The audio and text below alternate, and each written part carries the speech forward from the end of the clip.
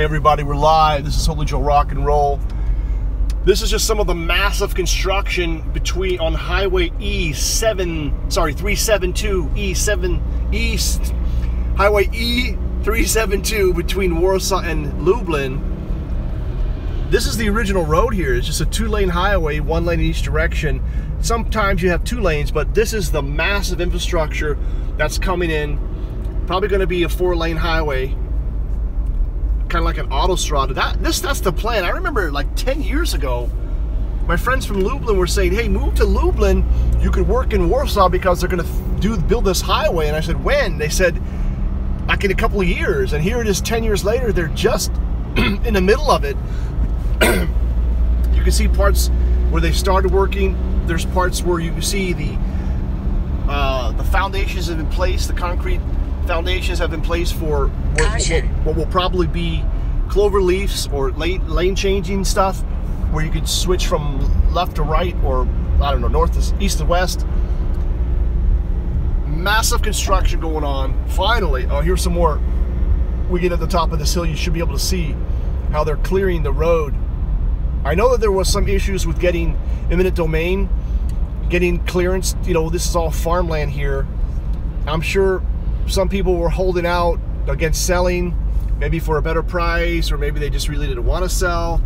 But obviously, it's finally happened, and you can see just massive stuff. Now, I know what you're thinking. I mean, big deal, it's just highways, but it's a huge investment, and it's also not only an economic boost in the present day for the construction itself, but then also in the future, just makes transportation and connectivity by road much cheaper and easier. And, you know, historically Poland was underdeveloped, and then during communist times the Russians refused, the USSR refused to let Poland build roads because they were using Poland as a buffer state. And you can see here the form set up for what's going to be most likely a overpass, or part of a clover leaf here. So that's really, from a historical context, why Poland remained underdeveloped. Now, of course, you know, just the exact opposite happened in Germany. Of course, Adolf Hitler built the Autobahns, but then during the Cold War, they were allowed to continue to rebuild infrastructure. No restrictions there. And that's why Poland is behind, has been behind. Now, of course, there are, and there probably will be, a lot of alternatives. You don't have to drive. You can take a train. The train between Warsaw and Lublin is probably an hour and 45 minutes or 2 hours.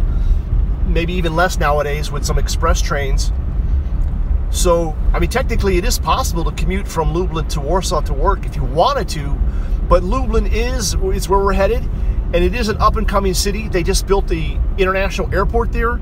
It's really more of a regional hub, and it's really focused on air transport to eastern destinations like Turkey and Ukraine, Belarus, Russia, stuff like that, maybe even Asia. But I'm going to check out the airport. I'll go to the airport. I want to go to the airport, check it out, the Lublin airport, on this visit. Maybe tomorrow, probably tomorrow, but we'll see, with time permitting. Yeah, I'll get out there. It's on the agenda to check out the Lublin airport. But really, this is exciting stuff. If you left Poland 10 years ago and you were expecting this infrastructure to get built, it's finally being built. And Poland is just getting better. It's just getting better. You feel it, you sense it. I mean, we talk about Make America Great Again.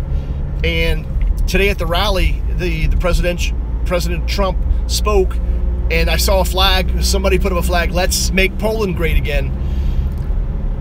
There's a spirit here. There's a spirit I think in the world, where for those peoples who have woke up or have never gone to sleep, I would say the Polish people probably never went to sleep.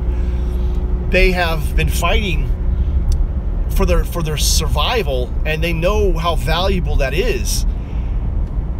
And it's just really incredible, and maybe even incredulous, that the mindset or the lack of mindset from certain peoples that maybe have too easy of a life in Western Europe or even in the United States, that are brain dead, brain-dead zombies.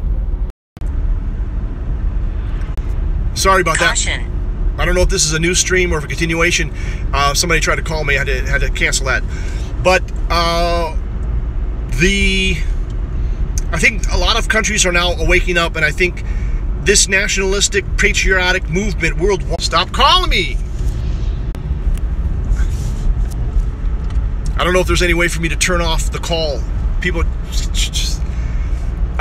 but this national patriotic movement where countries and peoples are waking up and saying that we have to take control of our countries. We have to take control of our destinies. And the EU is basically, as some have said, the Fourth Reich.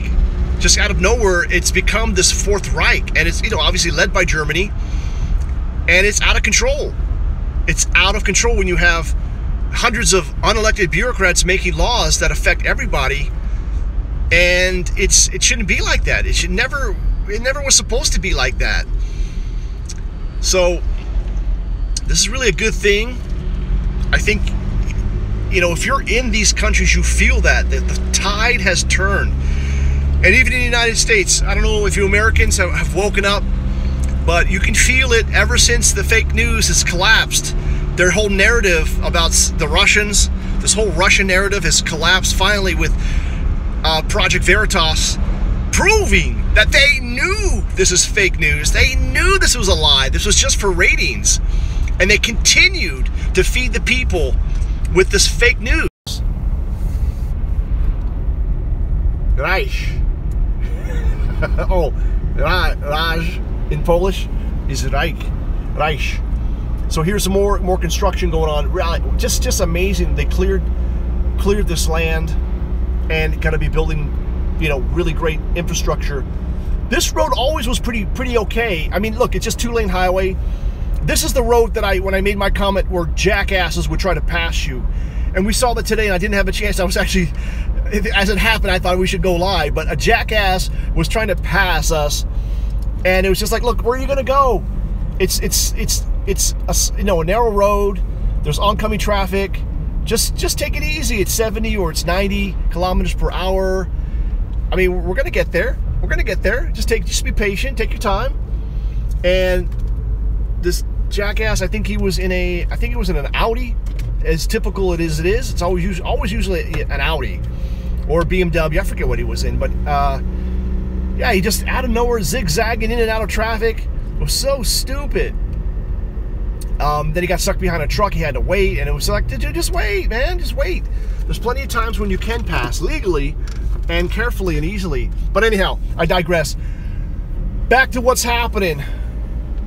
Back to what's happening, people. That's what's happening, man. Waves of amber grain, baby.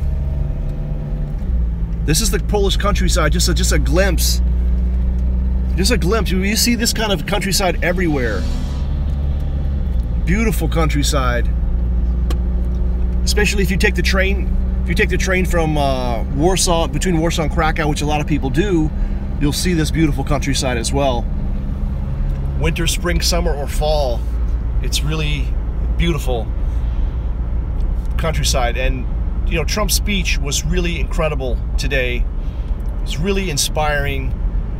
And I can't, you know, I don't think, if anybody knows the history, like, you can't imagine Barack Hussein Obama giving the same speech. He would not have given the same speech. In 700 meters, take the second exit from the roundabout onto E372. I know where I'm going, thank you, but okay. And also Hillary Clinton. I can't imagine Hillary Clinton. In 400 meters, take the second exit from the roundabout onto E372. Right, thanks everybody for watching. Thanks for sticking with me. We're probably 58. Caution. 40 clicks away from our destination in Lublin. Can't wait to see my grapevines, see how they're doing. There was terrible weather here in late spring. Even early summer, there was a hailstorm, which froze up some of the grounds, and it may have stunted the growth of some of my vines, but we'll check that out, add that to my documentary. Maybe we'll skip a documentary, because I want to do some of the intermediate years, show you how it was growing before this year. But maybe we'll do a quick update on what's happening in 2017 and then, you know, backfill for the other stuff. All right. Thanks again, everybody, for watching. Thanks for listening. This is Holy Joe Rock and Roll, signing off and reminding you to always make it happen for the captain, because you're the captain. Always driving safe, baby. Peace.